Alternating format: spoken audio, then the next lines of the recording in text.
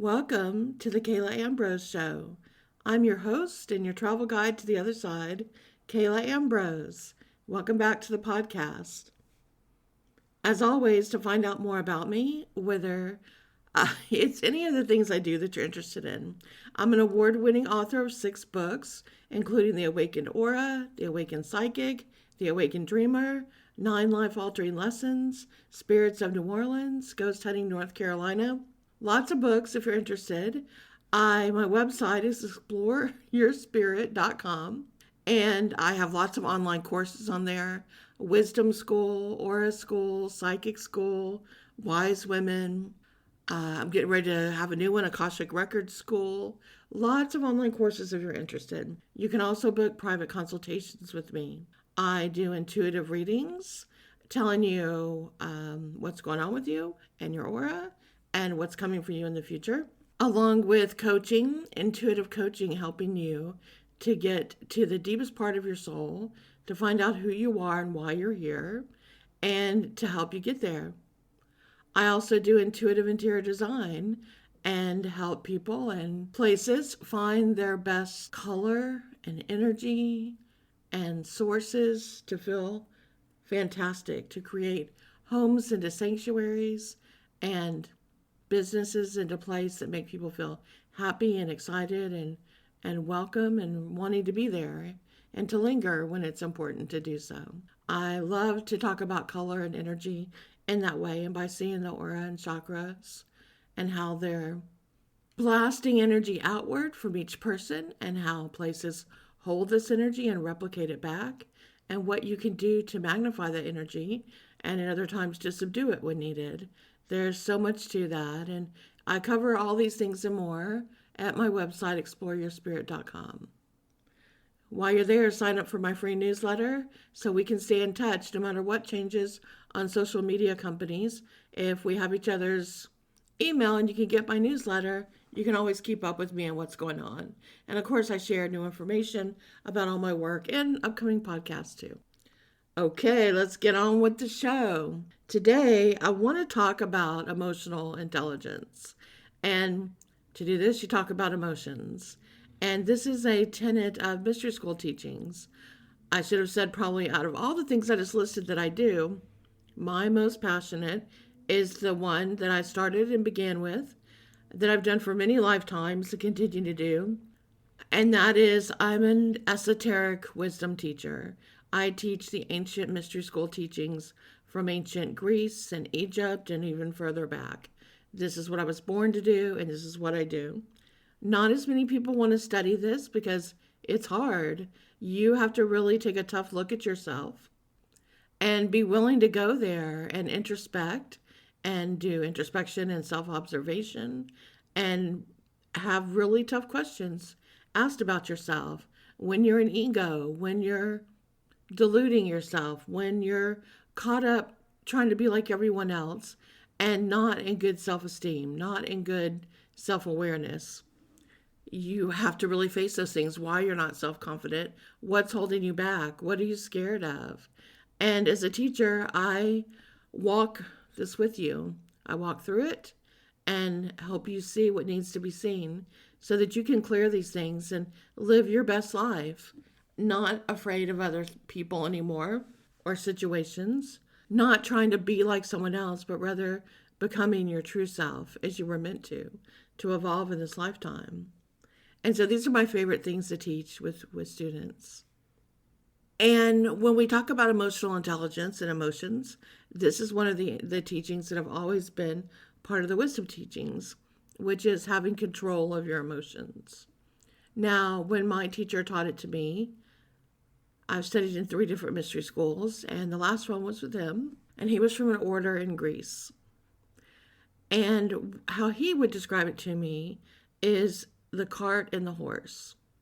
And he would say, the cart is your body, and you're the person sitting in the cart with your reins on the horse. And that part of you is your mind and your conscious self. And the horse is your emotions. And when your emotions get out of control and the horse is running out of control, it's a danger to everyone. and you're a danger to other people that might be around. And it's a danger to you that you might fall off the cart, or the cart might get smashed, or horse might overthrow you. Anything can happen. So you're holding the reins, trying to calm the emotions down. But if you don't have a good command of how to do that, your emotions are stronger and they run wild. Just like if you don't really know what you're doing with a horse, you might be there holding the reins or yelling at it or trying to stop it. But if the horse is really upset and it doesn't have a good partnership with you and knows to listen to you, it's going to continue to run and cause a problem for everyone.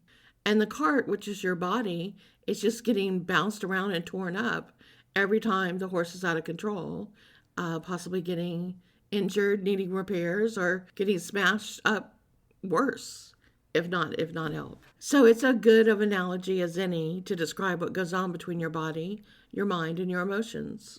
So the other day I was talking with a good friend of mine, and she's a teacher and she does social emotional learning. And if you haven't heard of it, some people will shorten it and call it SEL. It's in the classrooms now. It's attempting to teach children how to deal with their emotions and how to deal with problems in this way. It's said now, as tough as things are in the world, that dealing with your emotions is more important than almost any other skill you can learn.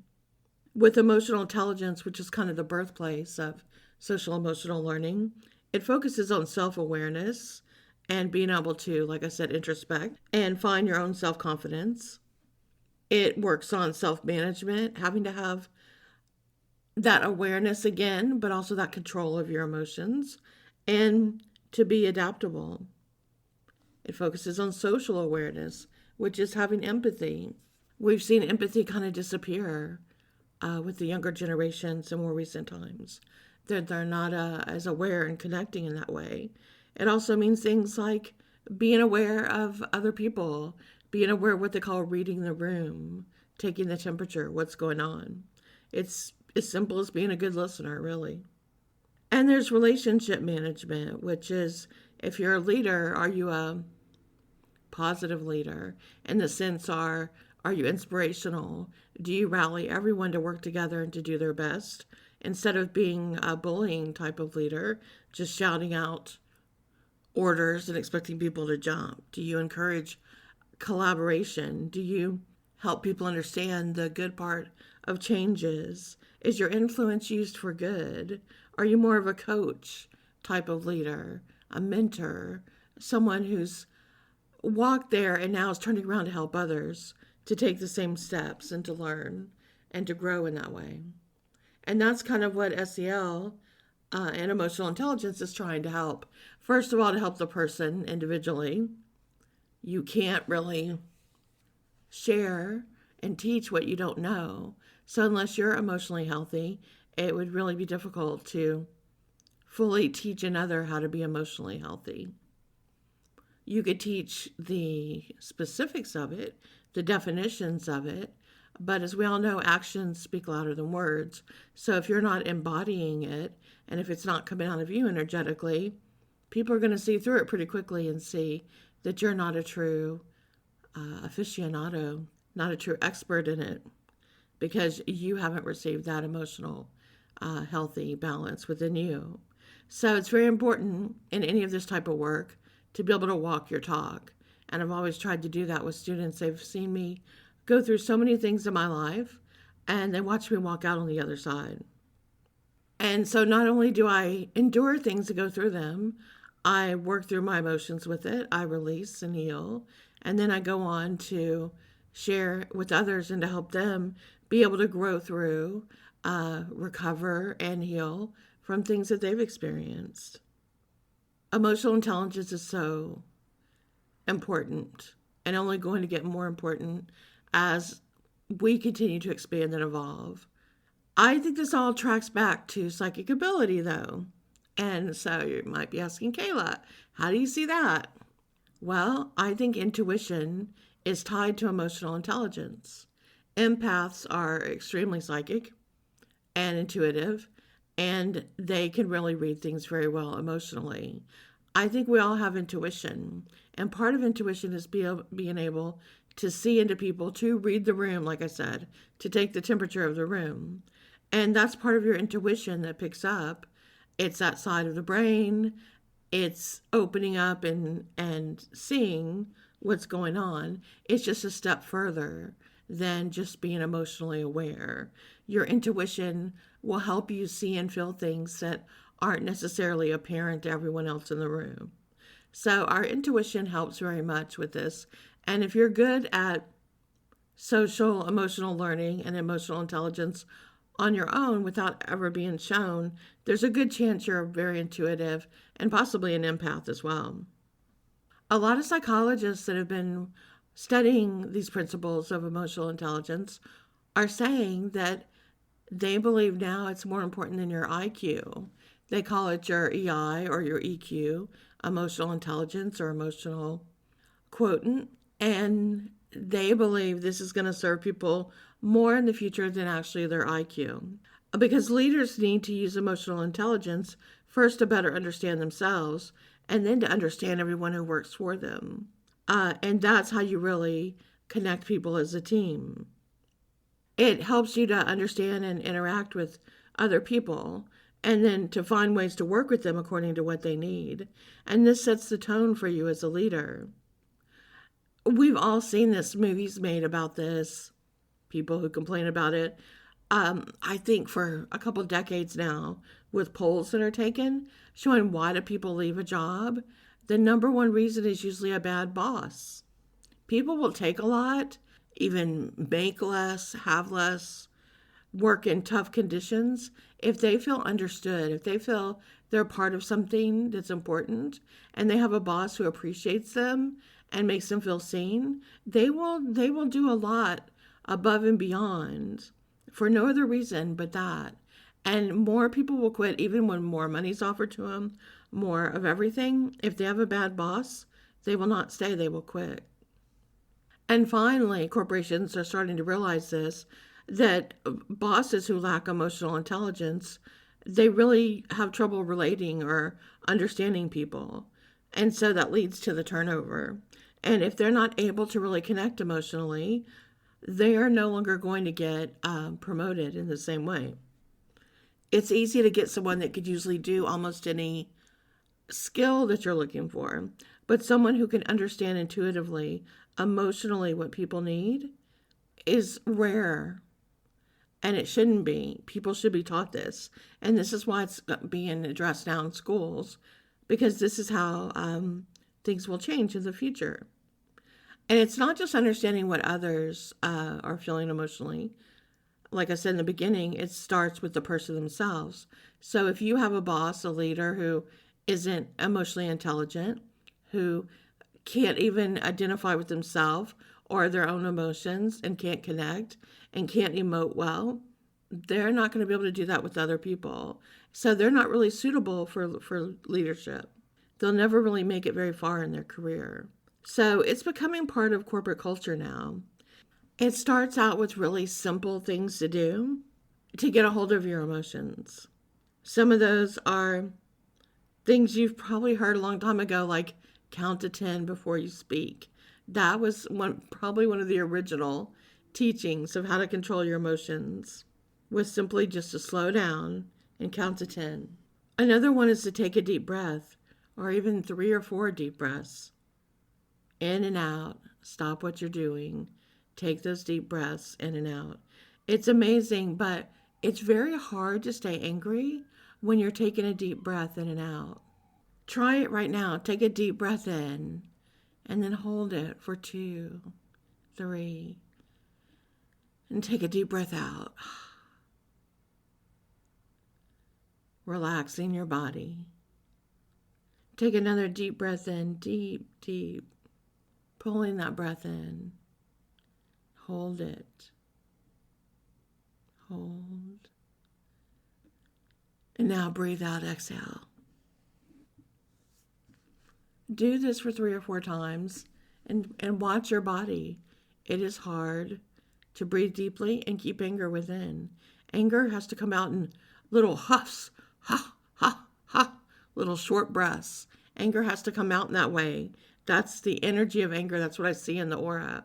When someone's angry, their aura gets spiky and it's like, ha, ha, ha. It's like poking. It's poking at the other person, sharp like porcupine quills or something like that. When you're in a flowing state of energy where ideas come to you, where people want to engage with you, you're in that flow of a deep breath. Feels very different physically, emotionally, basically in every way you can imagine. When you have good EQ, when you have a high EQ, when you're emotionally intelligent, you're not impulsive and you're not hasty. You think about things and you absorb them. And that also means not just thinking before you do, but feeling before you do. You let all the emotions wash over you and through you. And then you are able to identify them. Am I reacting this way or thinking this way because I'm scared? Am I nervous? Am I afraid of change? Am I insecure? Do I have trauma? And this is a reaction to the trauma? Am I afraid of what others will see? Am I unsure of who and what I am? This is usually where we get triggered. And so when we have emotional intelligence, we're able to recognize this because we're all human and we're going to have emotions. But the thing is, we can learn to better control them so they don't overtake us. Instead, we experience them. And as I teach my students in class, to picture their aura like a colander, just like a colander when you pour pasta and the water comes through the little holes. Picture your aura at that moment when you're hit by something emotionally like a colander.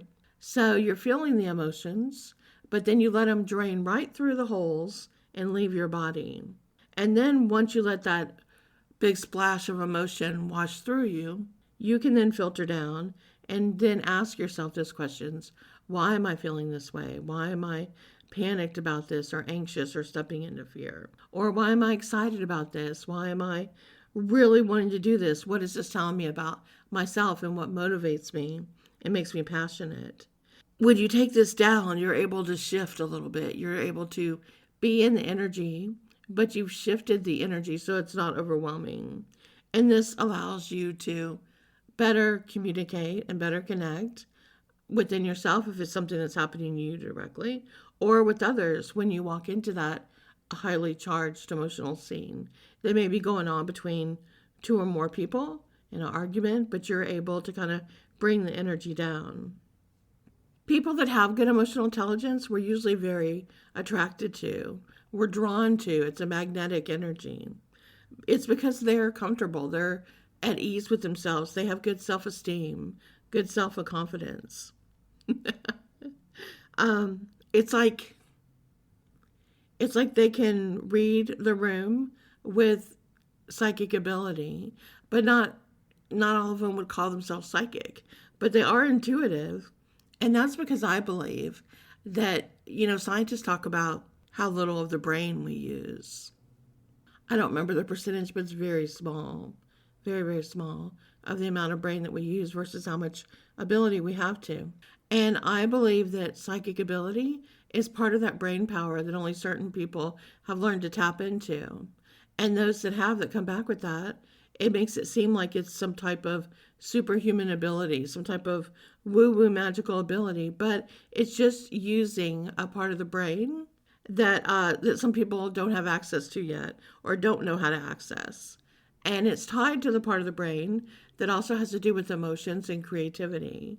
This is why a lot of people who are more emotional and creative are able to tap into their intuition and their telepathy and their empathy much greater than those who stay more in the logical side of the brain and can only believe, process, and understand what they see directly in front of them. Sometimes it's a more scientific, data-oriented type mind, like this plus this must equal this or nothing else can be. And there's no sense of understanding that there's so many other equations that are possible. And sometimes when you get caught in that belief that you think it's only black and white, can only be this one thing, your mind is not open to see how many other possibilities there are. The more creative, the more emotionally intelligent a person is, the more they're able to see that there are hundreds, sometimes thousands of patterns and abilities and directions that any problem, situation, question, thought in life can go. The more that side of the brain is used, the more creative that person becomes, the more in touch with their emotions they become, the more emotionally intelligent they come. And the next step from that is to open up into psychic ability and to be more intuitive and more psychic. It's triggered in that part of the brain. And hopefully, in not too much longer of a time now, people will really understand this, and that intuition is part of just exercising that part of the brain and opening up more of your mind. And this is why, unfortunately, people who try to study this to get data are the ones who rarely believe in psychic ability and also don't have a lot of emotional intelligence. They're very disconnected from their emotions and actually uncomfortable with emotions, usually in themselves and around other people. So it's almost like they've put blinders on where they literally can't see it because they're operating in just one small part of their brain. So it's like speaking a foreign language to them. They can't process it because they themselves are not experiencing it, because they've either blocked that whole side of their brain off, or they're unwilling to put down the blockages that were created there for some reason in order to feel. And the more they block it, the more overwhelming emotions feel for them. And so the less they're able to do to connect with that and to get through that first, which would probably feel like a tsunami of emotions, to ride through those waves, to then get to a point where they could be in control of their emotions. So instead, they try to block them, which causes disease in the body and dysfunction. And they end up just occasionally emoting with anger. It's when it builds up, it becomes like a volcanic burst when it finally comes out in anger, because they don't really know how to handle their emotions. They're emotionally illiterate, for want of a better word in that sense.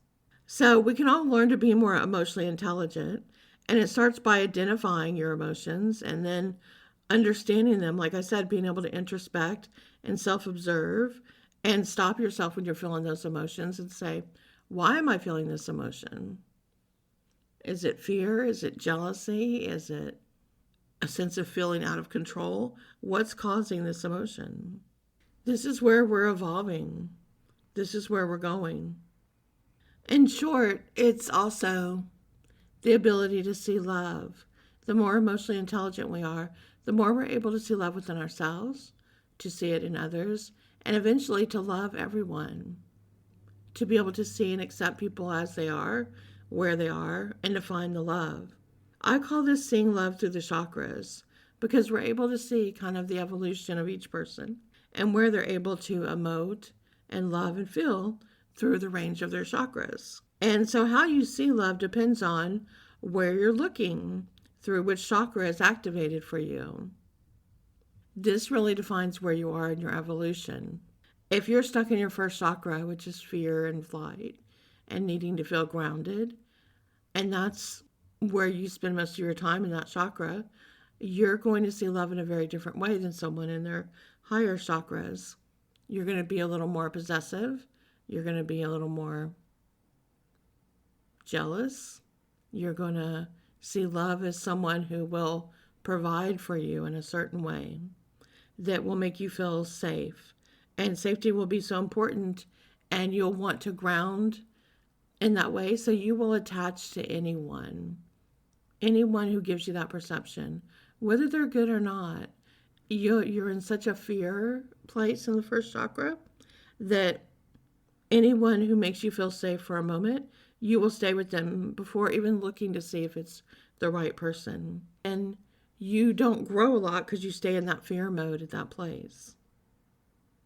If you're attaching love through the second chakra, which is the sexual chakra, you're going to attach it through how that person makes you feel intimately, and if that person's a good sexual partner. And if you connect in that way, that's where your emotions will stay as well.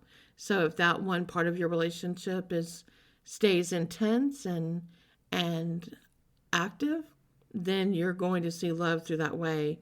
And that's what your emotional intelligence will be. If that's good, then you think everything else is good. And so those are the type of people who don't know how to communicate and work out their problems in other ways. They're the ones who talk most about make-up sex because they let things fester between them in their relationship. They don't know how to communicate with each other or talk it out. They don't know how to help each other or get to each other. All they can do is let it build up and build up till one of them fights, and all that built up, pent up energy explodes between the two of them. And then they make up in that way back in the second chakra, and that holds them off a little bit longer till they go again. In the third chakra, it's all about willpower. And this is where a lot of those bad bosses come from. They're insecure about my will, am I getting respected? Does someone listen to me or not? And I will do whatever. I will bully, I will yell, I will be aggressive, I will do whatever to make sure someone listens to me and is obeying me.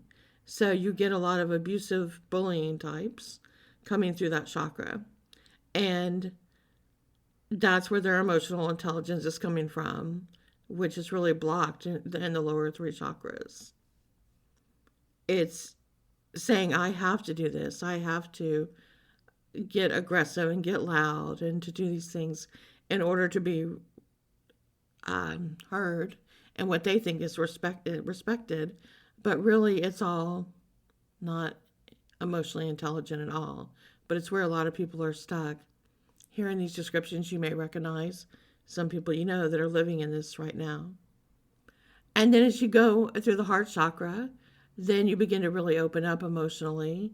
And that's the journey through opening the heart chakra to feel empathy and love for all others, not just one person. You're not attached to just this one person who's your everything. You begin to love everyone in your life. And that expands out to loving other people that you don't even know, but they're here trying their best and you love them just for doing that. And at that point is when you really begin to connect with emotional intelligence and empathy and all the other things that SEL is trying to teach. And so SEL focuses on helping when you feel those fear and anger and pent up emotions that are all happening through the ego, which is in the lower three chakras. And it wants you to act out, and makes you feel like there's not enough, or it's not good enough, or you're not good enough. The ego plays with your mind and tells you all those things. And that's what social emotional learning is trying to help people do, is to work through their bottom three chakras and get up into the heart chakra. And so I love when I talk to my friend about social emotional learning, and she tells me what she's doing in the classroom with the children.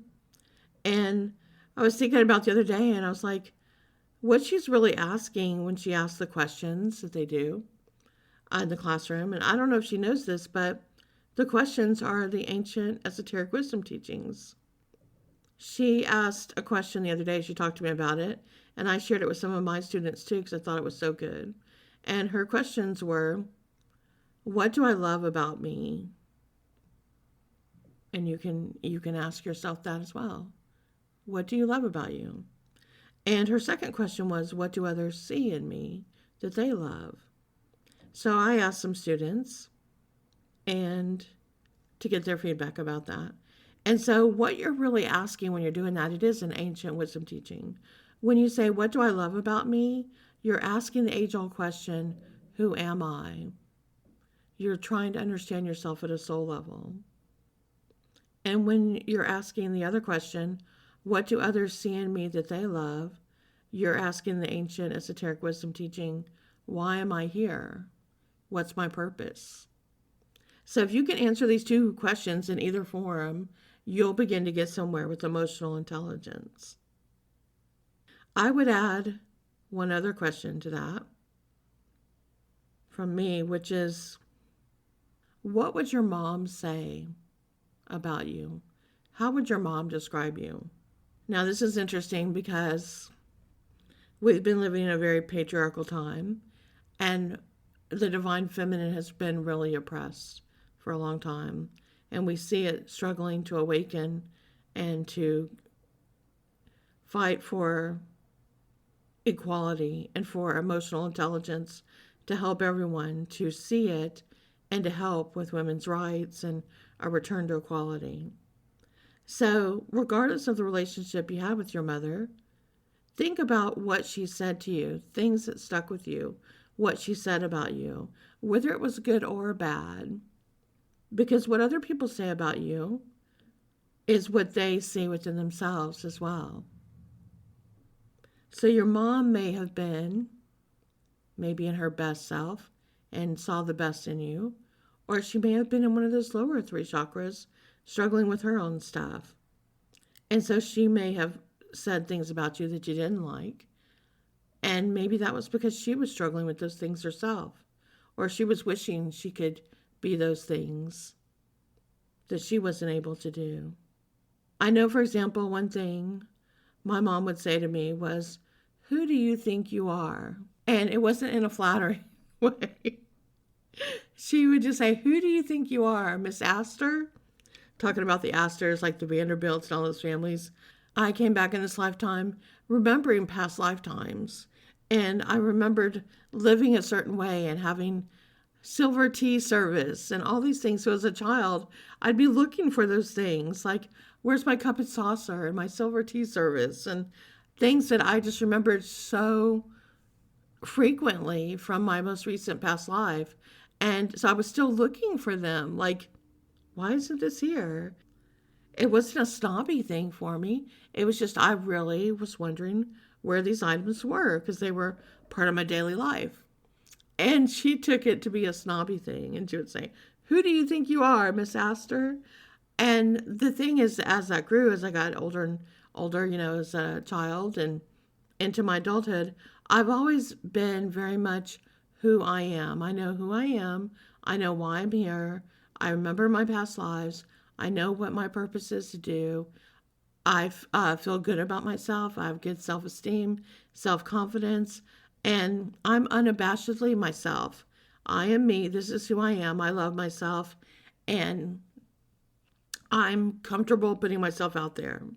And so I realized as I got older and was able to do this as an adult, that was really hard for her. She had always struggled with shyness and not feeling that she was good enough and unable to be at ease with herself. And so it was hard for her, I think, to see me, who came back that way, so self-assured and self-confident, even as a child, that I am who I am and I'm going to be who I'm going to be. And she really struggled with that, with some, I think, jealousy of her own for that. And so I understand that as an adult, why she felt that way and why she struggled with it. And I'm sorry that she did. So it's interesting. You can go back and think about these things when you're working on your own emotional intelligence and growth and see what others have said. And if it affected you, then think about it and resolve not to let it affect you. Resolve to see that it's part of what that person was going through, or part of what they're missing or wish they have that was coming out in that way. When a person isn't able to do something, part of what they try to talk themselves into is that they wouldn't want to be that way anyway, and that it's not good, and it's okay that they don't have that because maybe it's not a good thing to be. So because she had never felt comfortable doing that within herself, she had tried to have that self-talk herself that maybe that wasn't good. Maybe people who are that self-confident, or that self-assured, maybe they're not good people. And we all can use examples like this to see where we may have talked ourselves into that. A lot of people I know, when I'm teaching them about prosperity and abundance, they'll say, well, my family always tried to convince me that people that had money weren't good people and they didn't do good things and they're bad. And that was a way for them to make themselves feel better about not having prosperity of their own. And that's not true. You can have prosperity and still be the person you are, still be a good person. But sometimes people give themselves this self-talk to make themselves feel better. And in that case with my mother, I think she had given herself that self-talk for a long time. If she thought too much of herself, that would make her snobby or not a good person. But yet here she is with this little kid who is acting this way since they're like 4 years old, and just self-confident, just being myself. I'm not that kind of person. It's not about anyone else. It's just about me being me. I've just always, no matter what else, the most important thing to me was to be true to myself and to live my life how I wanted to live it, regardless of what other people might think. I wasn't going to be controlled by others, or I never succumbed to peer pressure or thinking, oh my gosh, I have to dress this way because everyone else is dressing this way. It's a trend. I've always tried to cultivate my own style. I've always looked up to Coco Chanel for that. And I did that my whole life, even in my teen years. I've never tried to look the same or act the same or blend in or have the same thoughts or fit in. I wanted to be myself, whatever that was, and I was willing to accept whatever came with that. If some people didn't like it, if some people didn't want to be my friend, if some people didn't want to be seen around me, whatever it was, being true to myself has always been more important. And so I've stayed true to myself in relationships, friendships, family, everything, because I think that's important, not just for me, but for everyone. And I like to teach and walk my talk. And so I encourage you to do this as well on your road to emotional intelligence and social emotional learning. And if you hadn't heard much about this, I encourage you to go research it. Start to think about it, because it's going to affect your careers. It's going to be taught to your children. And the sooner you can become more emotionally intelligent, the faster your intuition, if you're interested in that, is going to evolve as well. It is the future. All right, well, that's me. Another podcast has come and gone. Come check me out, exploreyourspirit.com. I'll see you soon. Take care.